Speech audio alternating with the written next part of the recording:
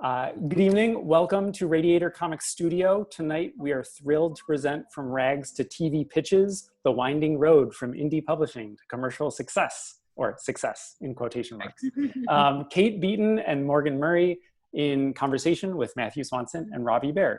My name is Neil Brideau. My pronouns are he, him, his.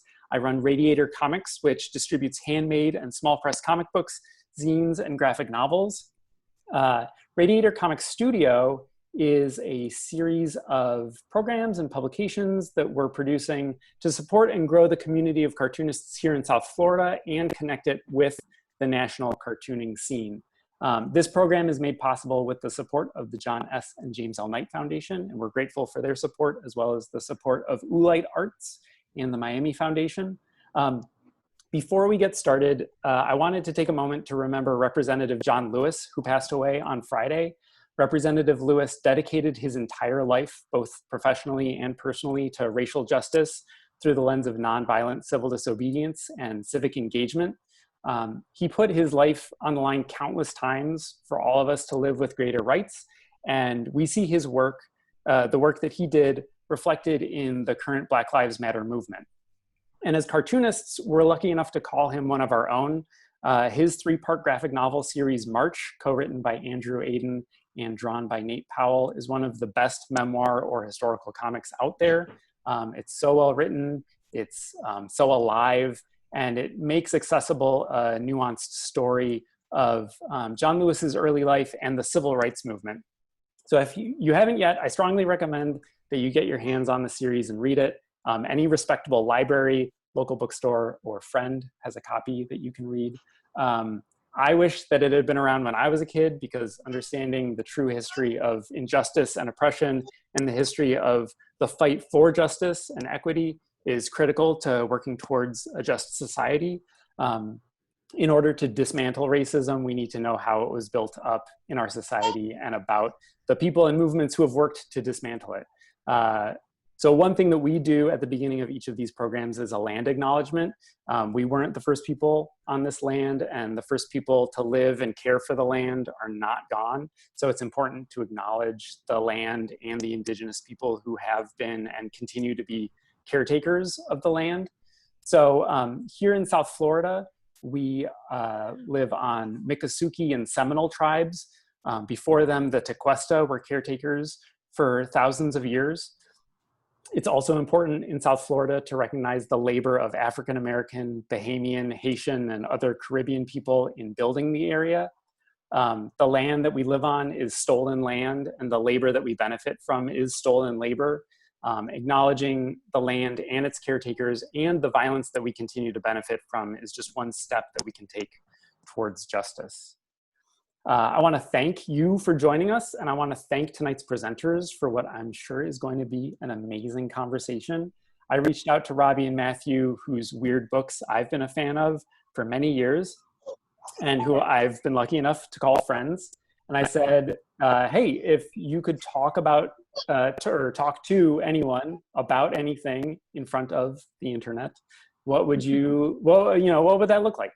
And we're about to see the results as they chat with New York Times bestselling cartoonist Kate Beaton and novelist Morgan Murray, who's been praised as Canada's Kurt Vonnegut, which, is no pressure there. So let's get started. Author / illustrator duo Matthew Swanson and Robbi Behr are creators of the critically acclaimed middle grade mystery series, The Real McCoys, as well as the forthcoming Cookie Chronicles series coming out in March 2021. They're also the authors of the picture books Babies Ruin Everything, Everywhere Wonder, and coming out in April 2021, Sunrise Summer. When not advocating for local schools, giving talks on creative entrepreneurship, or running a commercial salmon fishing operation in Alaska, they live in the hayloft of an old barn on the eastern shore of Maryland, making books and herding children. Friends, it's my pleasure, honor, and privilege to hand the program over to the unstoppable force of nature that is Robbi Behr and Matthew Swanson. Oh, well, what Thank a you, lovely Neil. introduction. It was very nice. I am Matthew Swanson. Oh, I'm Robbi Behr. And we are delighted to be here tonight with our friends and fellow creators, Kate Beaton and Morgan Murray. It is our pleasure that they agreed to join us. So we have the pleasure of introducing them. Just to give you a sense of how this is going to go, we're going to introduce these guys. Then all four of we creators are going to tell briefly as we can the story of how we started making stuff and how we ended up where we are today. The point of this talk is sort of how we made our way from independent publishing to commercial publishing, what that looked like for each of us, because our stories are all different. And then we're going to spend 20 minutes or so asking each other questions, trying to get at some of the things that we talked about during the introductions. During this this first part of the program, please write comments in the sidebar, because during that second 20 minutes or so, we will we'll draw on your questions, we'll think of our own questions. And then for the last third or so of the show, we'd love to have you jump on the Zoom and ask questions directly, and we'll do our best. By raising your hand. By raising your hand. Neil is a wise and judicious man who will select you based on merit. And yes, how good you look on the Zoom. Yes, smile nicely for Neil. Yeah.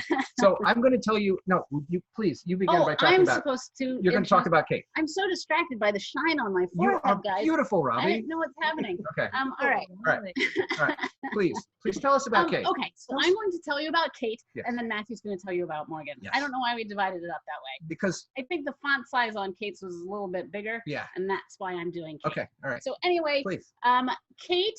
Yes. Matthew gave me so many adjectives to describe Kate. You need a lot of adjectives to describe Kate. She's very funny, witty, smart, clever. Oh, she hates this. Yes. She hates it. Let's see. This is the part you can't say yourself. Move on. Okay. Anyway, Kate grew up in, I'm not trying to say this right. Mabu. Okay. Yeah. Nova Scotia. So Canadian. And it's a very small town. It's a lovely, beautiful place. And she started doing comics for her college newspaper, or I guess it's university newspaper in Canada. So in 2007, she started publishing a web comic, Hark of Vagrant. So web comic being online, strictly online. And we met her in 2008 at the Pan American Voices Festival. The World Voices Festival, Robbie. That's what it was called. In Chestertown. That happened in Chestertown, which is where we live. So that's how we first met her, and that was about a year after we started self-publishing too. So we were both very new to the whole scene, and it was really interesting to meet her. Webcomics were sort of a newish thing at the time, and she pretty quickly got a pretty big and pretty dedicated following. So her webcomics are sort of very funny takes on history, on literature. They're very original, very smart. They're the best. You guys, you have to, if you haven't read them, go ahead. So her work's been published in lots of impressive places. The New Yorker, which I'm going to say it, probably the best comics ever published in the New Yorker. Quite possible. There you go. Yep. Robbie's not tipping any sort of opinion there. Yep. All right. She wrote some books. So Never Learn Anything from History, Hark of Vagrant, and Step Aside Pops. Those were collections of her Hark of Vagrant comics. And then she's written a couple children's books, King Baby and Princess and the Pony. She's been on the New York Times bestseller list. Like, she's a big deal, you guys. Awesome. She's a big freaking deal. Okay. So anyway, currently she's working on a graphic novel. So long. Super long. Awesome. Autobiographical. Is that what it's called? Memoir. It's a memoir. It's a memoir, sorry. Which means that it's autobiographical. But it's more than just a memoir. Yes, it's also about the oil sands industry. Yes. And a window into a culture. Yeah, not just the industry, but the people who have worked in the industry. It's a lot about the area where she grew up. And I've seen some of the early comics that this was expanded to, and they're really wonderful and moving and true and real and sort of heartbreaking and really good. So I'm really, really looking forward to that coming out. She's also doing some mysterious things with Hollywood executives. That came out wrong, Robbie. Well, I don't know. I don't know what they are. She wouldn't tell us. There were lots of Zooms, apparently. Apropos of the title of this talk. Yes. Kate is talking to people. Kate's legit television in Hollywood. Shows. Yeah. With television shows. So there's pitches happening and stuff like that. And that, yeah, I think that's where we are. So we met Kate at this festival when we were both just getting started. Yeah. And then we saw her at various small press festivals. And then one day she called us up and she's like, guys, I'm coming to your house. I want to show you something. We're like, what does Kate want to show us? And Kate shows up and she pulls a man out of the car and she says, look at this. What do you guys think of this? And that was Morgan. It was Morgan. And we were asked to vet Morgan and to prove him. And we knew when we played Uno with our young son, Augie, and he put his feet in Morgan's face and Morgan unflinchingly sort of dealt with it and smiled. He knew that Morgan was legit. That's a keeper. So Morgan, I'm going to tell you about Morgan, okay? Morgan grew up in a beef farm in rural Alberta near the hometown of a slightly less prominent Canadian named Kurt Browning, who figure skated or something like that. Matthew didn't know who Kurt Browning was, you guys. He's an ice skater, I know. Look at the shock on Morgan's face. Anyway, Morgan earned his Canadian Studies degree from the University of Calgary. He chose Canadian Studies because it came before economics and physics on the menu of degree options. He was just jumping right to the front of the class. He moved to Montreal after graduation with dreams of becoming a famous poet and a ladies' man like his hero Leonard Cohen. Sadly, Morgan has not yet accomplished either of these things. He earned what's that? I was gonna say he doesn't need to be a ladies' man. He's not a ladies' man. He's a Katie's man, right? That's even better. All right. No. He earned an interdisciplinary Master's of Philosophy degree in Humanities from Memorial University of Newfoundland. His thesis was titled "Screw Everything, Make It Better." I'm currently reading that thesis, Morgan. I think it's quite lovely. While living in Newfoundland, he hosted 50 episodes of a monthly variety show for academics and artists, attempted and failed to start a magazine, did writing and design for the city's independent newspaper, started a nonprofit, and finally finished his first and final poem, not finished, published, called Zap Dingbats, which was an accounting of all the fonts on his computer in an acclaimed literary journal, Echolocation. Around this time, Morgan began writing fiction and joined the Port Authority writing group. His short story, Casey Accidental, won a national contest and has been twice anthologized. The big news, folks, Morgan's debut novel, Dirty Birds, an absurdist rom-com crime farce novel about a hapless hayseed who moves from Saskatchewan to Montreal to become a famous poet and ladies' man. Like his hero, Leonard Cohen, comes out tomorrow. It is publication eve of Morgan's first novel. Can we have a hand, a round of applause for Morgan? I hope you all will go to some reputable bookseller and acquire Dirty Birds as soon as this is over or now. So Morgan and Katie, who are now married and have a baby, what did you do with the baby? Where is the baby? She's okay. We don't have to worry about that. Outside. You can't hear her. They live on their farm with their cat, their dog, 6 chickens, and a greenhouse full of tomatoes, which Morgan says he will share if you come to see them. So that is Katie and Morgan in a nutshell. We were so happy you're here, you guys. I know, a lot of nutshells. So that was a whole resume. I know. You guys don't need to do you have speak anything at left all. to say? Yeah. So what we'd like to do now is give you guys each a chance to tell your story. Like, how did you get started? Where are you now? And how did you connect those dots? So for people watching, like, what was it that got you from point A to point wherever you are right now? What did you learn along the way? That sort of thing. Who wants to go first? Uh-oh.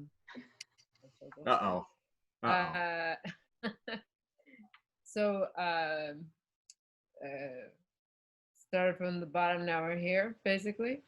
How do you want to tell your story? We told the sort of the high points or the resume, but tell us about what it was like to go through the process of starting your webcomic and moving from indie world into the commercial publishing world.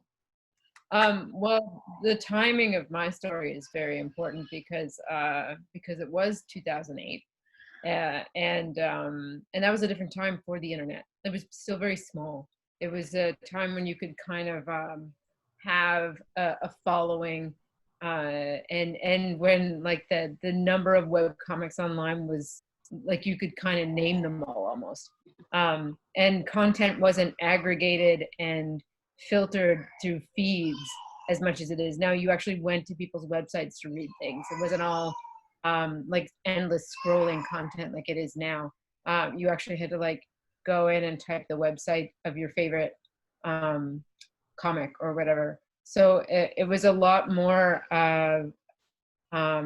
personal in a way. And now I feel like even if somebody has a viral thing, you almost don't know where it came from because you saw it on Facebook or you saw it on Twitter and it had been retweeted 4 billion times and you don't even know where it like originated from. But back then, it was easier to build an audience organically because people came to you.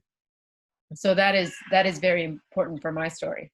All the same, I'm extremely unlikely to end up where I am because I started making my comics when I worked in a mine in northern Alberta, which is like where no one was making comics.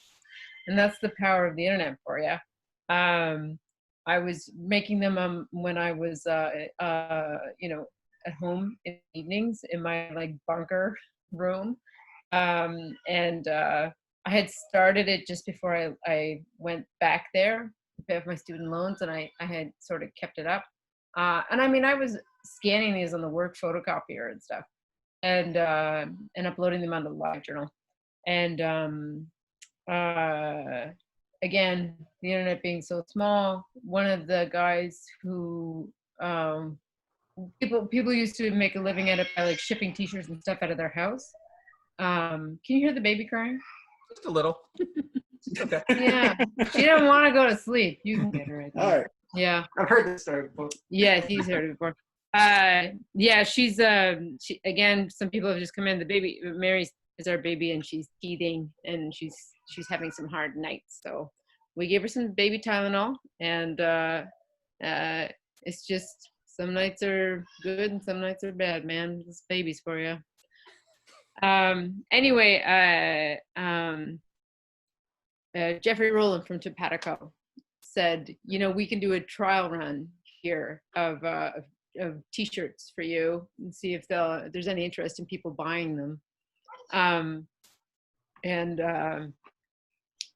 there was, and I was still up in Northern Alberta, but because, you know, we did a test run of a couple of t-shirts and they sold well, through the business that he was starting, which was taking on this this merchandising for people instead of doing it out of their houses. I thought to myself, this is kind of an exit plan for me. I can, once I pay off my student loan, I save up a little bit of money, I can leave this place and I can see if I can make a go of it in comics. And so I was publishing online, and I self-published my first book with Topatico. Like we put out, oh yeah, it's over here. Props. It's over here. Never learn anything from history. Where? And I didn't know what I was doing. I like made the, anyway, I guess we can, like learning about it. Like I did not know how to make a book. I had some experience with InDesign, and that's, I think I pirated a copy of InDesign and I like made this. And the first like run of it, the spines were garbage and fell apart, and I think we had to refund a bunch of people. But also at the same time, you know, in self-publishing, I made like we sold, I don't know how many, we sold out as many as we printed in like a week or something, which was amazing to me at that time, because it exceeded all expectations. So you know, and they got their shitty books with the shitty spine and the cover kind of peeling off. It's that kind of trial and error that you have to do in your self-publishing, that I'm glad I only had to do once. Yeah. Anyway, after that, and it was clear that from the beginning that I had something that appealed to people that was different in comics. And I think comics also at that time was ready for new voices. And it wasn't necessarily that I was like, I was just in the right place at the right time in a lot of ways. Even if, you know, I was a young woman with a humor comic, and it was different than what a lot of people were seeing at that time, and it was the right thing. You know, a lot of comics online at that point were like two guys in a video game, and a lot of popular comics were still that like dark indie type of thing. or no, or sorry, dark superhero, or like the indie stuff would be very male energy. And it was just like the audience for comics was changing, and there was room for somebody like me. And I totally stepped into that space without even thinking about it, because I was just doing something that I liked, and I never knew much about comics. I learned on my way. I really didn't know much about it. I had a lot of help from people who did know. People like Jeffrey Rowland or Ryan North, or a lot of, Meredith Graham. My studio mates in New York when I moved there. This story is all over the place. I'm sorry. Anyway, when I got into publishing, I was first offered a publishing contract in 2009. I turned it down because I didn't know if it was good or bad. I didn't know anything about publishing either, and I didn't have an agent. And so it was a contract for 2 books, which I thought was like, if this is a bad contract and it's 2 books, then I'm fucked. I don't want to sign this. And then I got an agent the next year, and soon after that, I did sign a book deal with the same company, 1 book for twice as much money. So the agent really paid off. And it's not that the book company was trying to cheat me, but they're in a business too, right? They're trying to run a business, and they didn't know that I would be worth the investment either. In fact, when my first book, Hark of Vagrant, came out, they had a low they had a lower amount of copies for their initial run, and then they had a preview of it at Comic-Con in San Diego that sold out immediately. And then they got on the phone with the printer and were like, print more of these. Because they thought that not a lot of people would buy it because it was already something that they'd seen online. Right. But actually, people who are fans of something online are pretty dedicated, because you've built a relationship with them as well. That's part of the whole thing, that by the time you've printed something and you've talked to people that have been reading your comics basically for years, they're there supporting you. And I feel the same way about stuff that I read, I like to buy merchandise for things that I like too, because I know what it's like to be in that situation.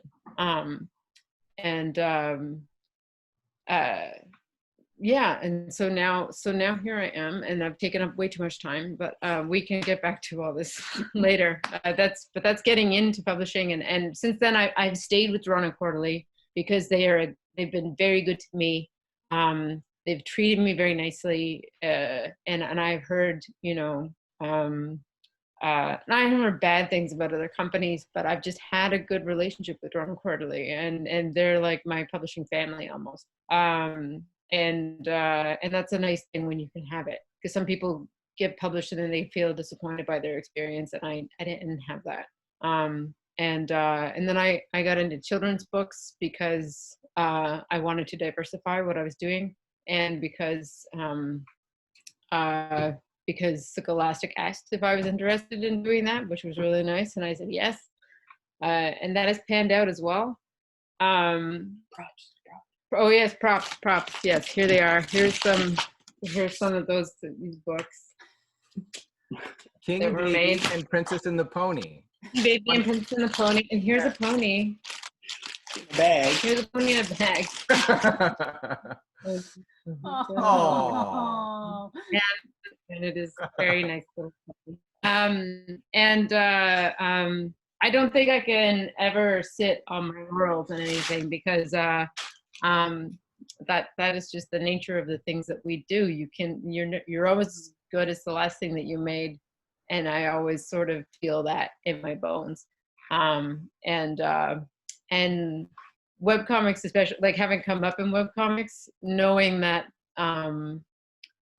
there's like all kinds of them out there that people used to read, and that was even the way when I came into it, when webcomics were brand new.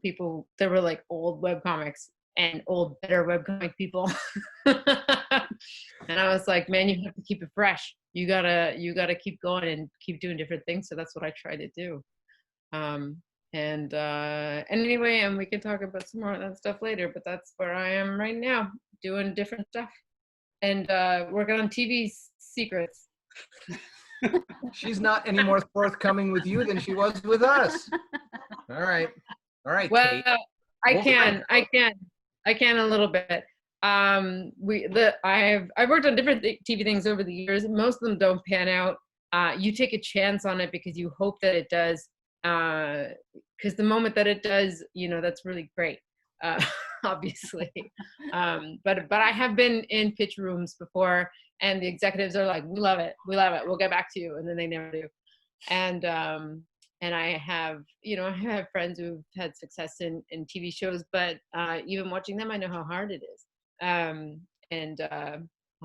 Still, you work at it, and you're not allowed to like talk about it if it's in deals or contracts or anything like that, or if it's just that's part of the nature of it. And I wish I could tell you more about it, but that's unfortunately how it is. But hopefully there'll be something sometime that actually like you can talk about. Yeah, grows out of the ground.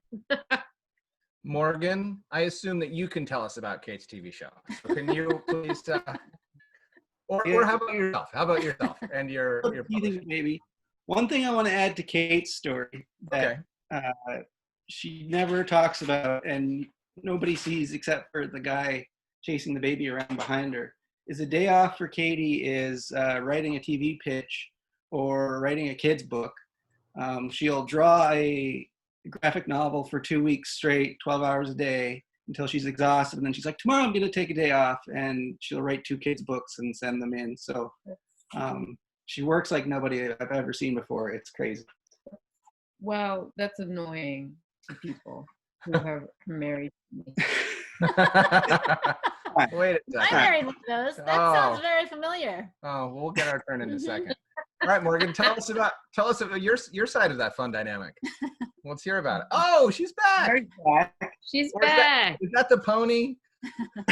She's back, and she knocked the ring light off, so now we look hideous. Oh, there. Now we're back. Now we're back, and we're beautiful again. So my story is much shorter and less exciting, and there's far fewer secrets. Way to land the introduction, Morgan. Yeah. I stuck the landing. Yes. Sorry, we're technical difficulties here. I'm not sure how you had this. Standing. Right. So my story is, like I said, much different. My first novel's coming out tomorrow, Dirty Birds. A well-known comics artist named Kate Beaton did the cover. I got a really good deal. So you should check that out. And how it came to be is I've always been interested in writing. I've always written a lot. I won my first writing award in grade 2. It was a big thrill for me. But I've also been sort of had an academic life, vaguely philosophy, interdisciplinary cultural studies, history, that kind of thing. And that interests me a lot as well. And so I've always tried to find sort of where the two meet. Because I'm a big believer in the power of stories and the power of fiction, much more powerful than nonfiction, I find, in that like a good essay could change your mind or cause you to nod along, but a good novel or a good story or a good comic or a good graphic novel can literally change your life. Mary, no. And the baby's destroying everything. And so I've been a big believer in that, but I've also struggled a lot with trying to get the permission and I guess the courage to write my own stories. Who am I to tell stories? Who am I to ask people to spend their hard-earned money and hard-earned time reading thoughts from my head? And so I've struggled with that a lot as well. But sort of the turning point for me was I was in Newfoundland, which is a little tiny island in the middle of the ocean. And for some reason, it produces an inordinate number of really talented, really great authors. you may have heard of people like Lisa Moore and Michael Crummy and David Johnston, and folks like that. But they live there and they're in the community, and you can meet them. And sometimes they teach workshops at the university, and sometimes you go and you're really nervous because Lisa Moore is this genius, and she's standing up there telling you to read a thing you wrote the night before, and you're shaking and telling a story. But from that workshop I took with her, I met some other aspiring writers, and we got together every week and tore apart our we're missing the bottle. It's over there. Behind you, on the table. On the table. We're gonna get into parenting with and trying to make art. But I joined this group of really supportive, really talented writers. And not only did they help make me become a better writer, but they also sort of helped instill in me that courage and the sort of self-esteem you need, I think, to take a chance to tell those stories. And I've always been in awe of Kate and how she just started churning out stuff while she was working in a mine on the photocopier and things like that. It didn't come that easy to me, but I got there eventually, and I wrote a novel, and I'm really happy with how it turned out. And it kind of, hopefully the sort of philosophical thoughts in my head met with the sort of creative, humorous ones, and hopefully if you get a chance to read the book, you'll see that too. So that's kind of my story in a nutshell. Thank you, Morgan. Thank you. All right. So Matthew and Robbie, again, if you guys have any questions that are coming to your head from Morgan's story, Katie's story, throw them into the sidebar, because after we do our little introduction here, we'll start answering your questions. That's what we're going to do. So I grew up, I was really interested in creativity. I did theater. I wrote terrible poetry. I was a singer-songwriter for a while, and in college I found fiction, but I think too late. I loved it, but I didn't think I was good enough at it to make a career out of it. So I gave up, and I decided to do something else instead. I thought about social work or teaching, and I ended up as a college admission officer. That was my You were very good at that. I was good at that, but it was not writing. So Robbie. Oh, is it my turn now? It is. That was short. That was such a little nutshell. I was just kicking it off. Oh, okay. Yeah. So at the same time, let's see. I grew up always doing, not so much art, but like creative projects. I was in a club that like I dedicated my life to through middle school and high school, which was Odyssey of the Mind, which is like they give you some kind of creative problem solving that you have to do, and you spend 6 months on it and you make a big project, and it's full of real dorky people, but I loved it. And so I am one of those dorky people. So it was, it wasn't necessarily art that I started with, and I sort of winnowed my way down to art. I took art classes in college as sort of, I looked at it as my sport. It was an extra thing that I did, and I enjoyed doing it. But I wasn't like a serious student of art, and I got through college without really being able to draw super well. But it was always fun and interesting to me. So after college, what happened after college? You became a traveling children's photographer. So I had all of these crazy jobs after college. I was a traveling children's photographer. I worked as an assistant in an art gallery. It was during the first dot-com boom. So I was in a startup where we like slept in the office and worked 20 hours a day, and it was super crazy, and we were printing t-shirts. We were in the merch business. So that was super fun. And then you met me. And then I met Matthew, and he ruined everything. It was like a light switch, and things got great. And so we moved into, Robbie just showed up at my door one day with her stuff and was like, my apartment is too small. I'm coming done. here. So she came here. And not long after, we took on a strange 2-year job taking care of a disabled person. We lived in his home, and we got him ready for his work program in the morning, and we took care of him at night and on the weekends. But during the day, Robbie got to draw. Yeah, I had time to draw. Matthew was working his job, and sort of my primary responsibility was to take care of our David. Yeah. So I was writing. Yeah. I was writing weird stories at this time. I wasn't trying to be a writer. I was just writing like I was itching. It just felt good to write, but they were strange stories. They were so weird, you guys. They were super weird. But Robbie illustrated them in an attempt to redeem them, and we created a book that was highly collaborative. And I have it right here. It was called For the Love of God. And it's this very strange, nonlinear, episodic musing on secularism. So here's the thing about Matthew's writing, which for any of you who are writers out there, Matthew doesn't really care for the details like... At least back then. Plot. No.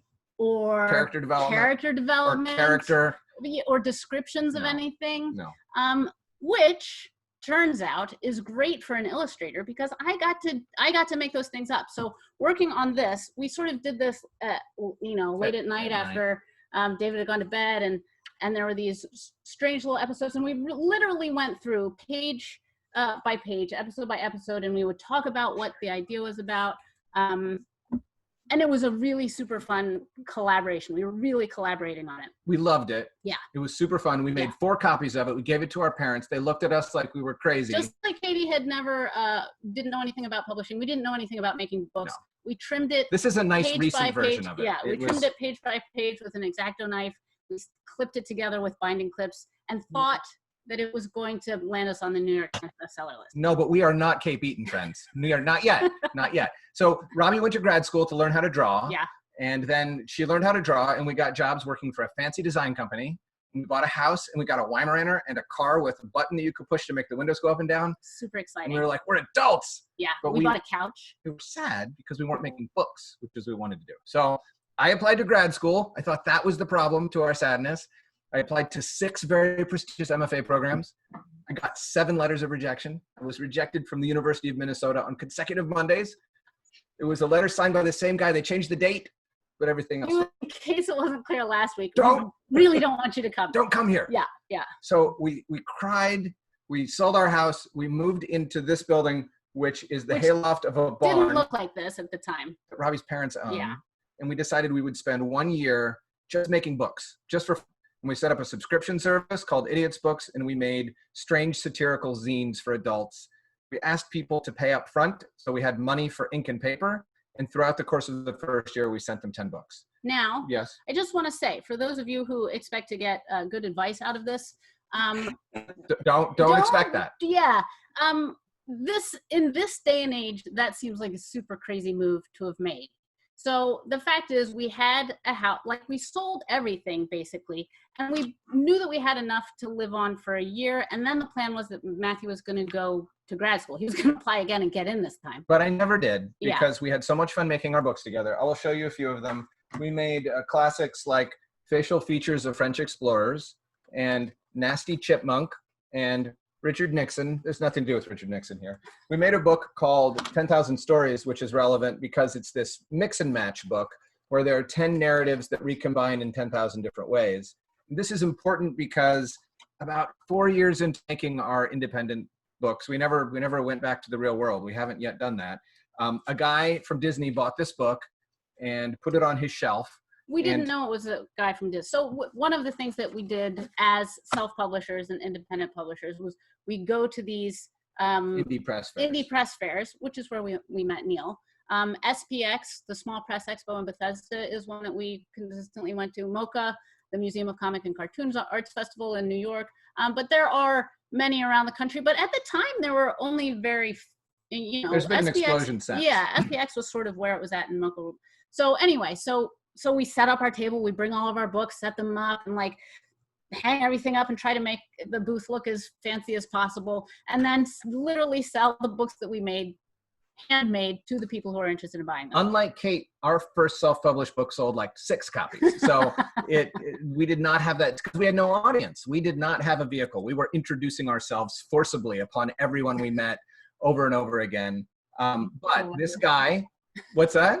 Needed a live journal. Yeah, we did not have that. We had a blog. We had a blog. But it wasn't as compelling. It was about life. It wasn't about art. Kate, you're very, very special. I just want you to know that.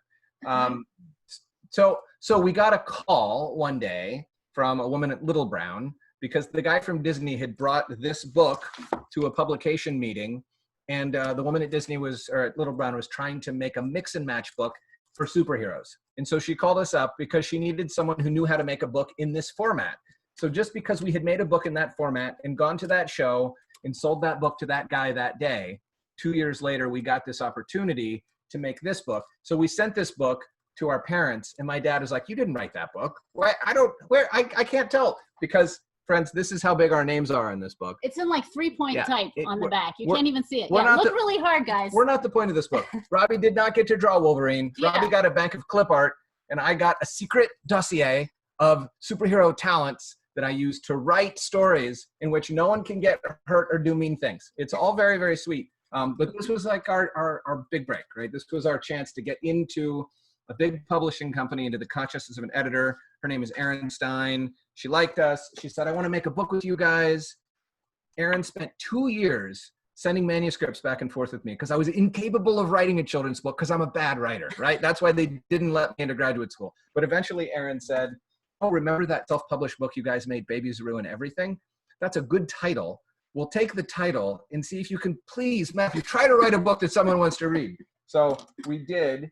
And we created Babies Ruin Everything. So this was for the record, the original Babies Ruin Everything shows basically the baby peeing all over everything on every page. Getting pooped on by a horse. Yeah, there's lots of bad stuff that happens in this book.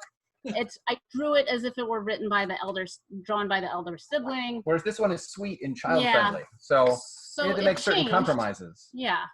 And that's part of what commercial publishing is about versus self-publishing. So one of the benefits of self-publishing is that you get to make all those decisions yourself. And one of the benefits of commercial publishing is that we didn't have to actually try to sell that book. There was somebody else who printed it and bound it and got it into the hands of other people. Many more people than bought this book. So but once we made that relationship with Erin, like Kate was saying, that Drawn and Quarterly is her publishing family, we then made Everywhere Wonder with Erin. We have a new book, Sunrise Summer, about our family's summer adventures in Alaska coming out next year. These are the Real McCoy's books, which are a middle grade mystery series. So I want to show. Oh, you want to show? Go ahead. I just got to brag a little bit. Look how many pictures are in this. It's every single page.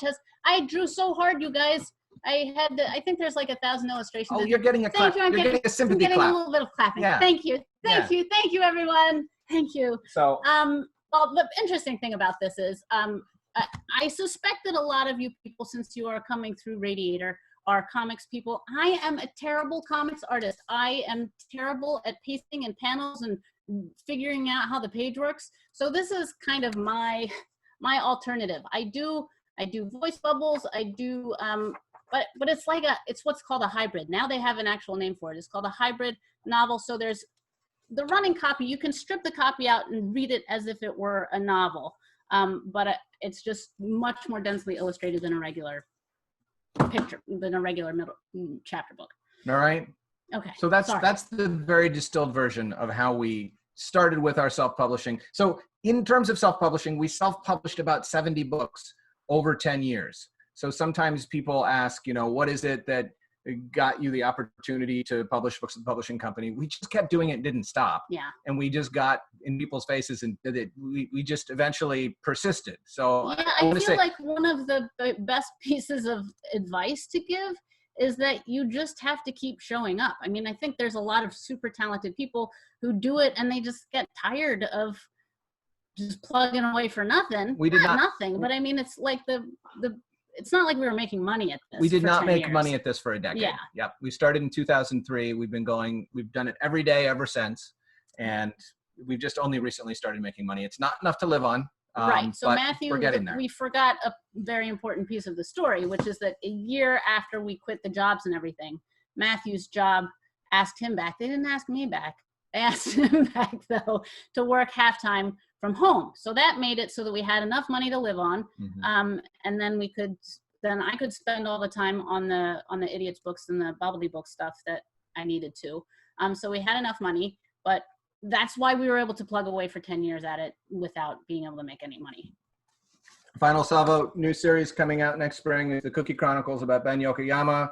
Every book he gets a new fortune cookie and it redefines his worldview, and there's madcap adventures. So the first 3 books in this series are coming out with Penguin Random House starting next spring. There's also lots of pictures in those. And as soon as the pandemic ends, Robbie and I recently purchased a 24-foot school bus that we're turning into a tiny home. And we and our children are going to get in the school bus and drive to all 50 states and visit high poverty schools, give away 50,000 books, and do sort of the great American look at the public school inequity problem in America and try to draw attention to that problem. So that's a great American look at the public school inequity problem. That's what we're gonna. Kate, can you help me rebrand it? I think we need a smoother title. All right, that was long. What's the writer? I lost track. Neil, how many minutes do we have left? Where should we be in our programming? You've got like a half hour. Okay. Oh, excellent. Well, I don't see any questions. Nobody wrote any questions. You guys in didn't the chat, do your you guys. job. Tell us things. Gravity is the best. There's not much more to say than that, though. What's the best? Kurt Browning. It's right in the chat, Matthew. Yes, Kurt Browning is the best! Exclamation point. I That's would all like you to need to defend know. my misunderstanding. The picture you showed me, he was just he had a lovely hair. He had like David Hasselhoff hair, and now he has less hair. So I was confused. Okay, Morgan? He wasn't All right. wearing a flamboyant He was spangled not. outfit. He was That's not. why we didn't recognize him. Who has questions for our guests and panels? Because I'm going to start asking questions of them if you don't. That's the threat I'm going to make. Yes. Yeah. Okay. All For right. Morgan. Yes. Morgan. How did you overcome your creative speed bumps? Creative speed bumps. Find friends that you like and like you. Lean hard on them and let them lean hard on you. It's good if they're also creative, so you can kind of all be in the same boat. And another thing was that for a long time, I, like Matthew, wrote bad poetry, wrote fiction without plot, character, beginnings, middles, or ends. And I realized when I started writing this book that for a good solid 10 years, in my 20s at least, I didn't have anything worth saying. So just sticking with it. It's a great time to develop your craft while you're figuring out what you're going to say. But yeah, just a supportive network, a community, a wife that tells you you're doing great. Morgan is Where can you giving. find one of those? Morgan is giving also, as he is, when you're talking about leaning on friends. He's a very good editor, and I think his writing group knows it. And being a part of a group that helps each other, gives and receives both. If you are writing, you have something to give too. And I think building those relationships with people gives you confidence, because when I feel like I'm not sure about the comics pages and things that I have too, the first people I ask is my circle of peers. What do you think of this? Because I need that validation. I need to know that what I'm doing is on the right track. It's a similar thing when they sent to me. So I think we all need validation. And you don't need to marry a genius. It helps. As Matthew can attest to. But I was having a conversation with a friend this week on Facebook about how hard it is to write fiction, especially during a global pandemic when it seems kind of frivolous, and feeling overwhelmed by just the state of the world and the protests going on in the United States. They're also a little bit in Canada, and they're all over the news here for sure. So the world is an intense place right now. And we were chatting, and one of the things Katie really exhibits the ambition and hard work part of it. But one thing I look back on that helped me get to where I am now, because there were, rough years in my life where I didn't write a single word for an entire year, which just boggles the mind now to think of it. But just go easy on yourself, be kind to yourself, and forgive yourself if you're not writing great work every day, or if you're not hitting that word count, or if you're not getting the book deal, or if you're getting rejected 7 times for applying 6 times. Minnesota really has it out for you. Go easy on yourself and stick to the hard work. It often, you'll see Kate on TV and be like, wow, she's got it made. It must be, she makes it look easy, but it's a lot of hard work. It's a lot of, blind ambition, but it's also a lot of sort of being gentle with yourself when you need to be too. So take care of yourself. I was just going to have a different perspective, because I think because Matthew and I are collaborators, we actually don't we don't have much of a community, do we? But it certainly helps that we have each other. And we are kind of like, we have an equilibrium. We only have a certain amount of creative power at any given time. And if I'm on like a roll, then usually Matthew's like, it's not happening for me. And if he's going great, then I'm like, and so it actually is super helpful because both of us are never down at the same time. Mm-hmm. So it really helps. It's helped us to be partners. So we're sort of our own community in that sense. But we did self-publishing for 10 years. And I think what was really interesting is that when we went into commercial publishing, Matthew suddenly had an editor that he had to respond to, who was an actual person who actually knew how to help him improve his writing. I did a lot of editing when we self-published, and I feel like I'm a decent reader for him, but I'm not a writer. So one of the most gratifying things about commercial publishing for us is Matthew getting a chance to work super closely with somebody who's a word person. So yeah, I do think that, along the way, you just realize how many people are involved. We talk, when we give talks to elementary schools about our books, we always say, our names are on the cover of the book, but there's literally, hundreds of people who have invested in making this book come to life. So yeah, absolutely. All the people. Thanks to all the people. So if you were starting to self-publish today, how would you do it? Amazon seems like an easy process, but you guys were hand-making books to get started. That's a big difference. So Kate, you were able to put your stuff right up on the internet, so you didn't have to deal with paper. Robbie and I took a completely opposite approach where everything that we did was very painstakingly bound by hand and made. I wouldn't recommend anybody do it this way in any period of life existence of the internet or not. Let me object to that comment, because if you buy a decent printer and you have some cardstock. That's true. Anybody can be a publisher. And some nice paper and a longy stapler. So it's just a stapler that has a little bit deeper of a neck. You can make a very nice looking saddle stitch book. So it kind of depends on your ambitions. What is it that you're trying to do? Are you trying to create something book-like that gets your story or your illustrations into the world? There are so many easy ways to self-publish, to do layout. There are tools that make it easy to create something. So if you want a book as an object that you can make with your hand, it is easier to do now than ever before. You don't need that much of a skill set. You don't need that much of an investment. And the question about Amazon is interesting, in part because of what Kate was talking about at the beginnings of the internet, where people found you because of who you were. They were specifically looking for you, right? And you built relationships with your readers. I think that is a lot of what this was doing. When we did Idiots books,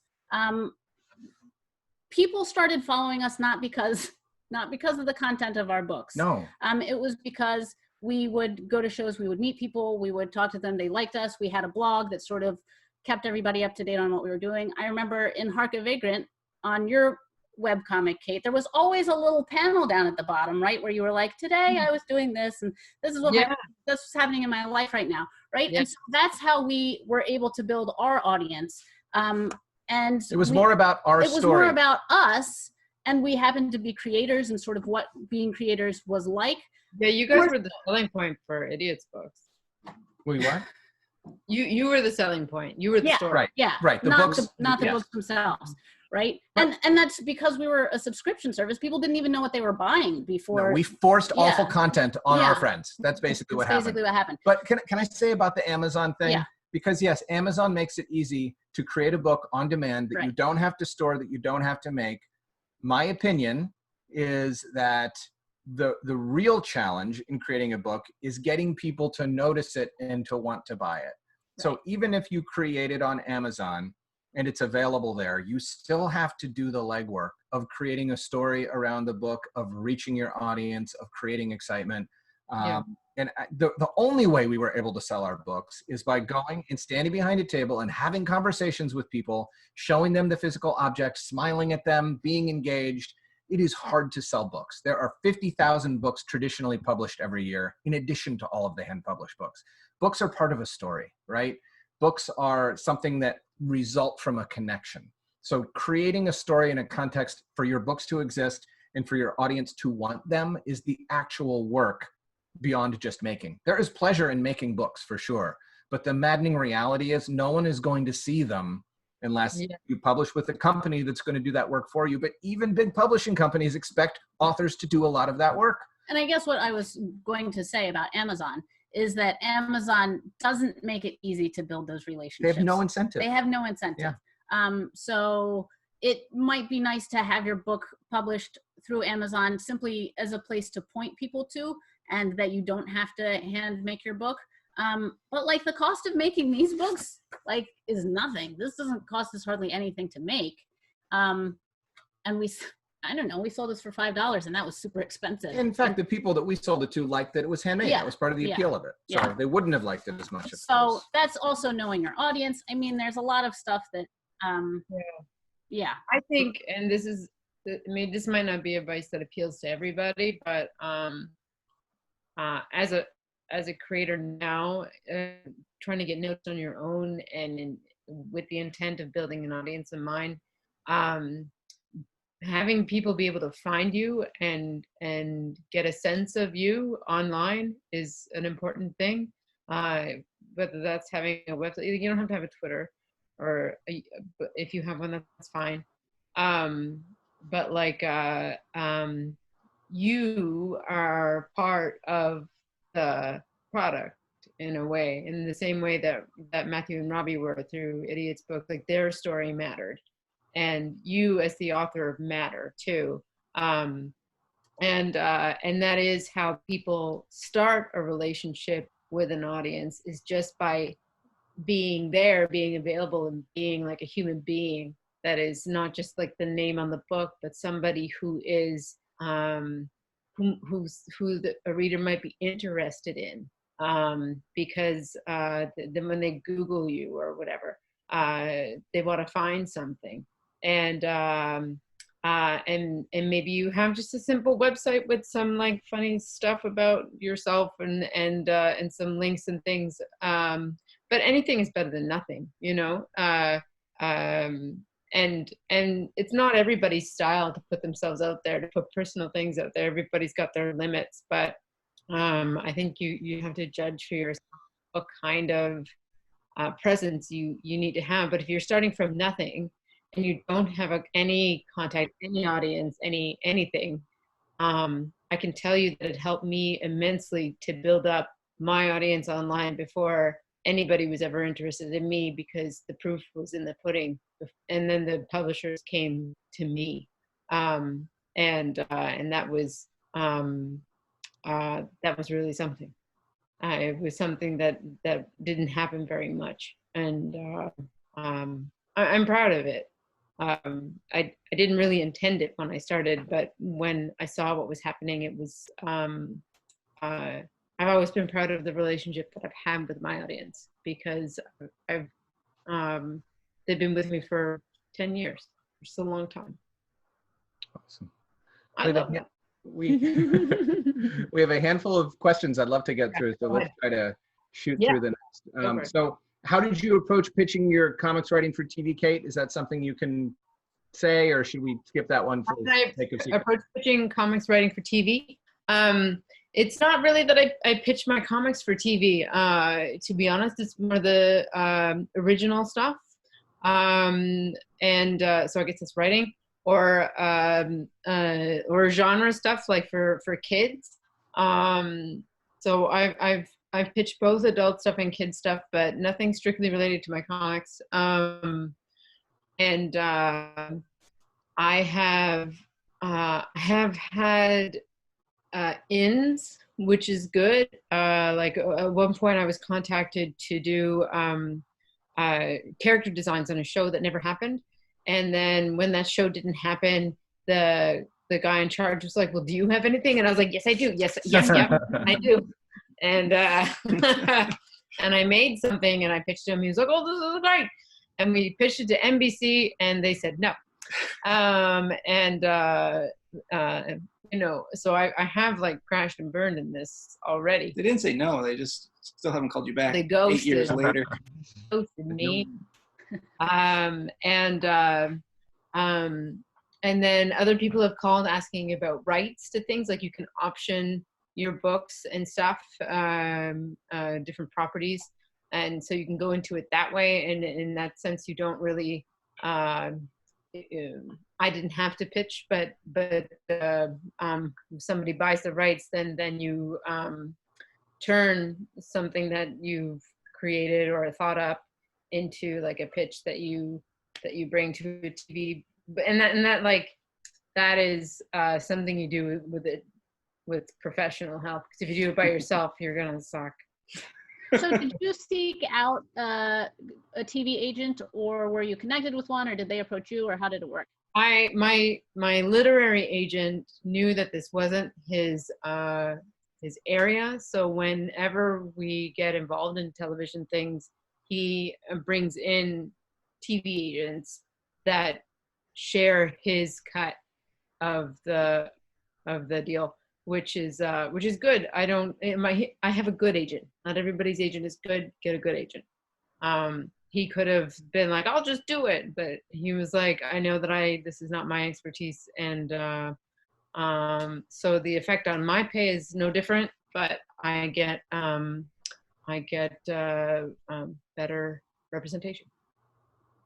So a little bit here about keeping your art alongside your family job, etc. And the next question is, do you draw from home? How do you separate your work life from your life? So just that sort of, we are parents here. You both spend most of your day at home like we do, right? We are pretty much homebound. So for our earlier, I used to become completely dysfunctional when we would have a single snow day and my children would be here when they were supposed to be in school. And now we have 4 children, for the record. I don't think we ever said that. We have 4 children. That was the first mistake. And now we've had like 100 snow days in a row.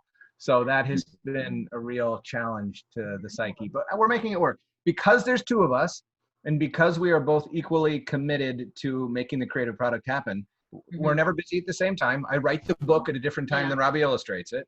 So there have been times when I've put the kids in the car and like driven to Massachusetts for a week so that Robbie can meet a deadline, or vice versa. We get out of each other's way when we have to, but we do both work from home. We create the space for each other that we need, and it's sometimes miserable. One of the unfortunate things about working together is, Matthew has said, if I were an illustrator working on his project in a different state, and he didn't have to watch me frittering away all this time, procrastinating, it would be fine, because I get my work done by the deadline and it looks great when I'm done. But I would have a different wife in this scenario that was here like helping me with the kids during those times. Children. Yes. Right. So one of the problems with both of us being, I mean, it's a pro and a con, right? We're both invested in the final product in a way that, like, if I was an illustrator working on somebody else's work, I actually wouldn't be as invested as I am in working on Matthew's work. So like there's that pro, but like we're both always in it. Like if one of us is not, I mean, the nice thing is that we can shift off, like you said, like the life, like one of us will take life for a little while and the other one will take work life, and then we have to switch back and forth. And then it gets really messy when we both have deadlines and projects that need to get done at the same time, and we ignore our children. And it's great that there's 4 of them because they entertain each other. So that's right. Have lots of children if you want to work from home. Yes. To just send them in the other room and just, Child tell redundancy. them they can only come in when somebody's lost a limb. How are you guys surviving without one small adorable child in that pony? That pony's part of the equation. Well, we're new parents, so this is new to us, and we're in a fortunate time where Morgan is still on parental leave. Oh, cool. That he was able to take as a self-employed person, and Canada has a great thing where we can take a year or year and a half for maternity leave, but I am not eligible because I'm self-employed. So Morgan was able to do that, and so we have been juggling actually finishing his book and me working and taking care of the baby. So when I say that he's been off, he hasn't actually been off. He's been working on his novel and renovating our house and taking care of the baby. And we're lucky that my parents live nearby because they're able to take her a few times a week in the afternoons. And then we are able to get some stuff done then. And she's not old enough now, so that she's like constantly, you know, I don't think she's at her most demanding. She naps generally. You know, yeah, we get Few like times a breaks day. like that. So I feel like of all the things, of all the ages, especially in the pandemic and stuff, like we are fortunate just to have a baby, just one baby. And we're well aware that we're just in the kind of like dawn of this time. Still the honeymoon phase. Yeah, yeah, but it is hard. I mean, when he's working in one room and I'm in the other, because we don't like, I had an office in the basement, but it was really glum down there, so I just moved upstairs. And I could be shut off from the rest of the house, but I kind of hate that right now, because it's my baby. I don't want to be in a like glum basement away from everything. I don't want to miss her everything. But then when I'm working in the main room, or one of the main rooms up here on the main floor, and he is like doing some business emails type things, and she is just like going between us and pulling all the plugs out of the walls and stuff, and you're like, Mary, and mommy's working, and she's like eating pens, and you know, it's a lot. Like everyone says, you took all of your time for granted before you had kids, and it's totally true. Like, wow, I didn't get anything done. And while I've been on leave, I've only been editing the book. Yeah. I wrote the whole thing in the fall of 2018. When Katie was pregnant and she was kind of rolling around on the couch, she'd yell, "Get writing." So I wrote it evenings and weekends. I was working full time, plus, you know, I was working 50, 60 hours a week at my day job. And I'd write a couple hours every night, and then Katie would usually give me all weekend just to power through as much as I could. Doing that with the baby would be much more difficult, and I don't know how next book is going to go. We'll see. Because editing, it takes sort of, for me anyways, takes a lot less sort of dedicated attention.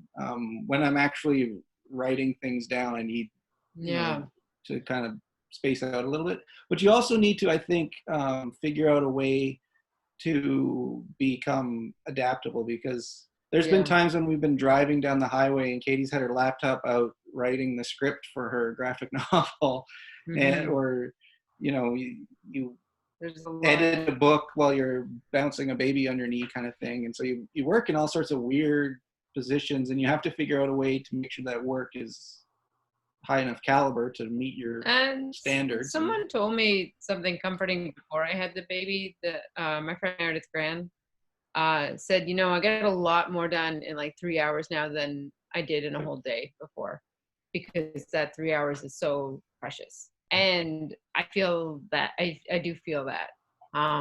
It really, you're just like, time, and you go for it, unless you were like that before, which I never really was. Like, I always worked a lot, but I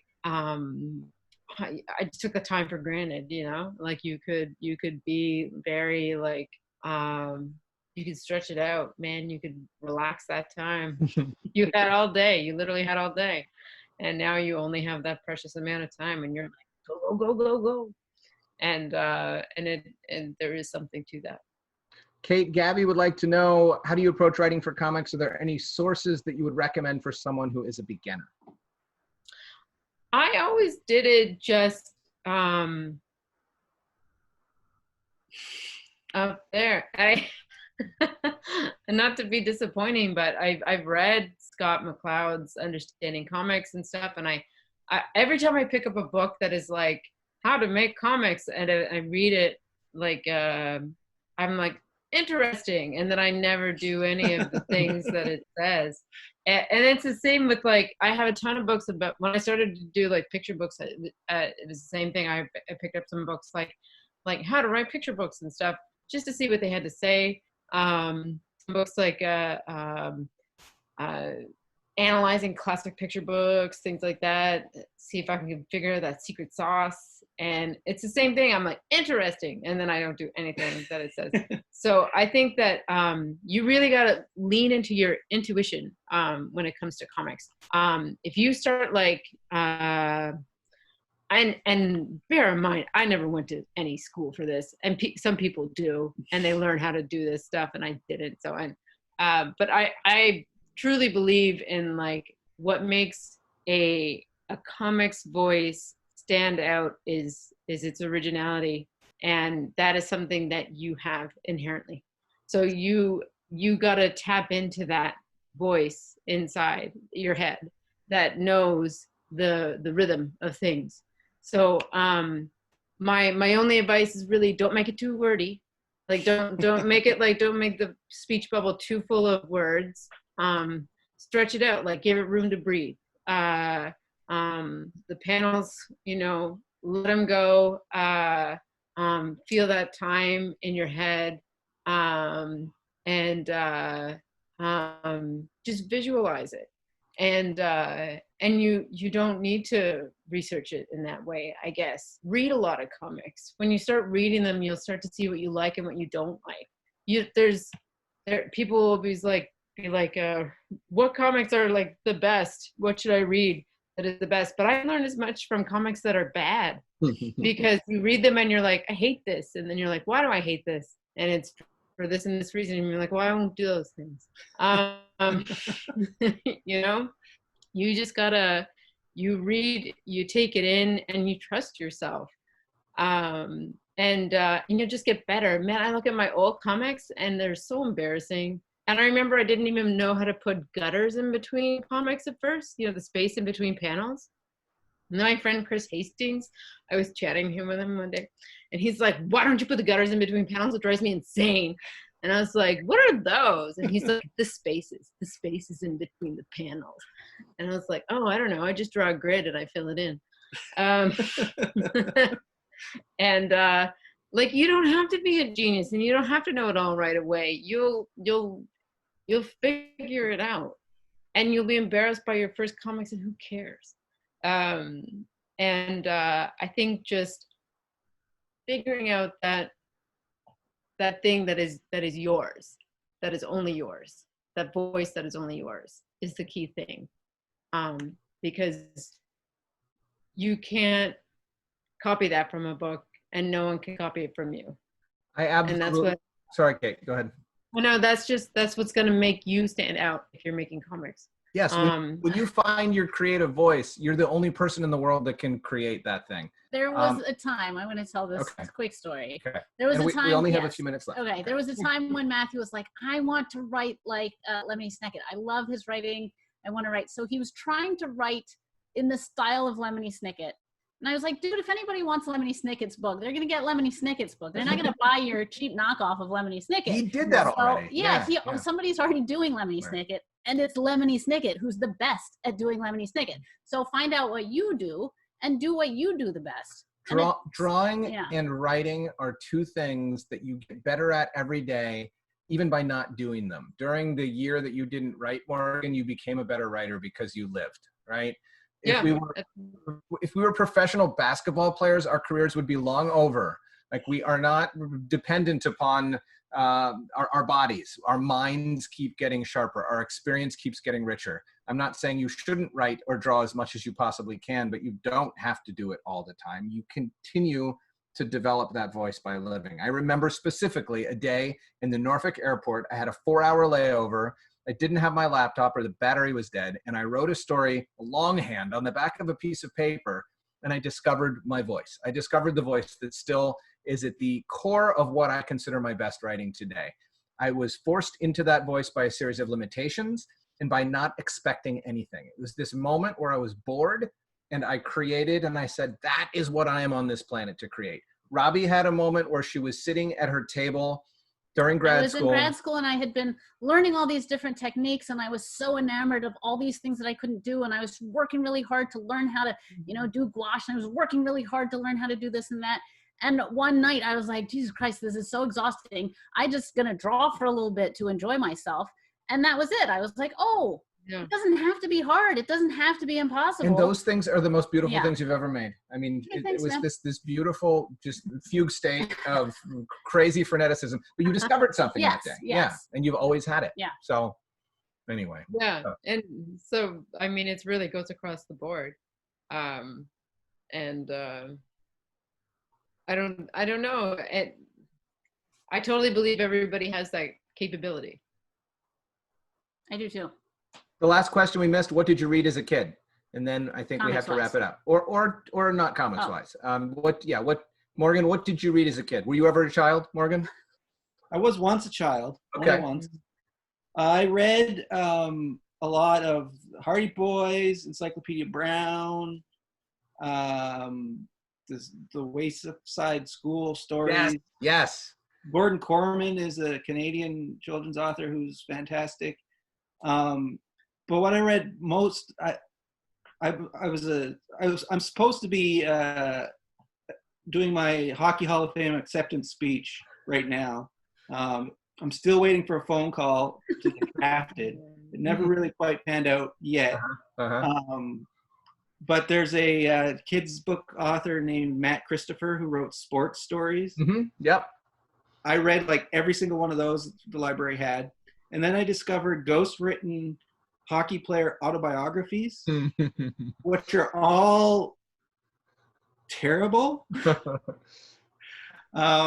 Hearing about somebody who's never had a hard day in their life and how successful they are as a 28-year-old isn't gripping storytelling. But I demolished those books. I would read my parents have a shed full of these hockey books. And I'd read all of them, even people I didn't know who they were. I read so much of that garbage and wish that one day somebody would ghostwrite my autobiography. So Matthew, if you want a gig. Yes, I will. All right. I loved Beverly Cleary, Judy Blume, Cynthia Voigt. Crazily, Cynthia Voigt wrote about the Eastern Shore of Maryland, and that's where Robbie dragged me. Yeah, which is Loved those books. In terms of comics, Calvin and Hobbes, I was such a dedicated Calvin and Hobbes reader. I read my grandmother would save the Sunday comics every Sunday for the whole year and come visit us at Christmas time and give us a big stack of the comics. Oh, amazing. And so we loved those. She called them the funny papers. And she was otherwise a very stern and strict and unloving grandmother. So it was when Robbie's and her siblings were born, Robbie's grandmother said to her father, "Don't expect me to be looking after those children." Yeah. So that's our relationship. Yeah. But she did save us the funny papers. Yeah. That was her love. Yeah. Kate, how about you? What did you read growing up? A lot of similar things, the old Beverly Cleary and Wayside School and stuff. They were all in the school, but our school was also like small and underfunded and stuff. And sometimes something like wacky old books. I remember reading stuff like Detectives in Togas, which I doubt anyone else has ever read. And then as soon as I was old enough, I got majored into Fear Street by R.L. Stine, which was really cool. And I still love spooky stories, and Morgan hates them. So I wait for him to leave the house before I put up my ghost stories. And I put on hockey when she's in the house. So we're still ourselves. Cool. All right. Neil, are we good? Do you have any burning questions for us, or have we reached the end of our? I think that was really great. Thank you, sir. That was fantastic. Thanks so much. Hey, thanks everybody for joining us. This was really fun. Yeah, I'm sorry we didn't get all your questions there. I'm sorry about that. But I think we did all right. If anyone has something they want to ask, we are all easy to find on the internet. So send us questions, and I'm happy to. Although here's the thing, don't look for us. My name is spelled R-O-B-B-I. Oh yes. Not R-O-B-B-I-E. If you look for Robbie and Matthew with an E, it's a Canadian wedding band. It's worth going to the website because they're awesome. Yeah. Have you, Morgan and Katie? You didn't know this? Go there right now. One of them has a kazoo. .com. It used to be a Barbie website. Oh. All right. Well, don't make this mistake, or do make this mistake, depending on whether you want us or not, or whether you're booking a party. Thanks, friends. Awesome. Super nice to see everybody. Thank you. I am posting the links for everybody. Oh, cool. Here. So, and congratulations again to Morgan for tomorrow. Yes. Dirty Birds comes out. Thank you so much. And we're looking forward to the Cookie Chronicles coming out next year from Robbie and Matthew, as well as Katie's graphic novel at some point. Yeah, it'll be with Ronan Quarterly, and I've drawn like 360 pages. No, yes, Oh my gosh. something like that. So it's and my publisher is like, no more than 400, please. So Close. it will be done soon. Awesome. Can't wait for that. So our next event is The Magic of Self-Publishing at 12:30 p.m. on Friday, August 7th, which ties in well with this. It's actually hosted by the Broward County Library, and it will be a talk and a hands-on workshop led by me. And then we'll be having more conversations like this, as well as our Nuts and Bolts series. And those will be announced soon, so look out for those on social media. Every Friday, Radiator Comics Studios hosts an open studio, which is like a drop-in work session from 4 to 6 p.m. For you to make time for your comics. So if you want to work on your comics with other folks, all the information for Radiator Comics Studio can be found at radiatorcomics.com/studio. Yeah, thanks again so much to Kate Beaton, Morgan Murray, Robbi Behr, and Matthew Swanson, and for everybody for joining us tonight. Thanks, everybody. Thanks. Good night, everybody. Good night. Good night. Bye. Bye, guys.